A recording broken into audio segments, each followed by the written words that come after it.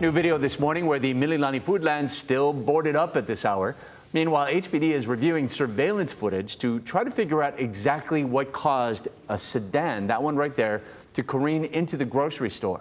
It happened Saturday morning. Honolulu EMS says a 92-year-old woman drove into the store. It's not clear what caused her to lose control. She's a very old lady, sweet lady, but looked like she was having a panic attack.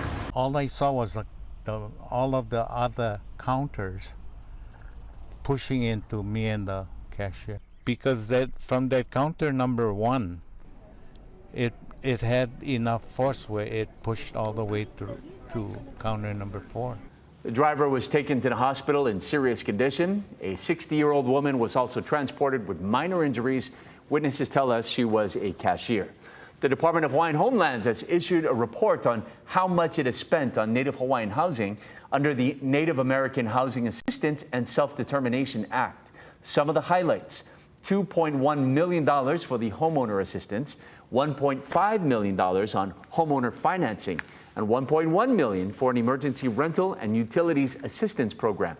In all, roughly $7.4 million were spent over fiscal year 2022 to 2023, with a remaining available balance of more than $10 million. DHHL is the sole recipient of these block grants. They're now accepting public comment on how they're spending it. We're going to post an email address on our website, hawaiinewsnow.com. Meanwhile, a state judge has given final approval to a $328 million settlement for Native Hawaiians who spent decades on the homestead wait list. It is the final step in a landmark class action lawsuit filed against DHHL nearly 25 years ago. 2,800 Native Hawaiians claimed the state violated its legal responsibility to provide them with leases. Richard Vieira's mother, Irene, spent 38 years on the wait list. She died in January at the age of 95. If she were here today, she would stand before you and support the settlement as it is proposed.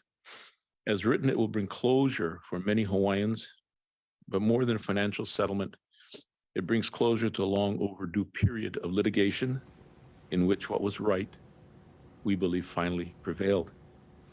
The settlement payments will be distributed in September. Family members of any deceased claimants must go to probate court. So we've got a long run of trade wind weather. For the rest of the week, it's going to be pretty breezy, at least through Friday. The winds are expected to downshift and slow down over the weekend. This See It Now digital news brief is sponsored by Long's Drugs, bringing our heart to every moment of your health.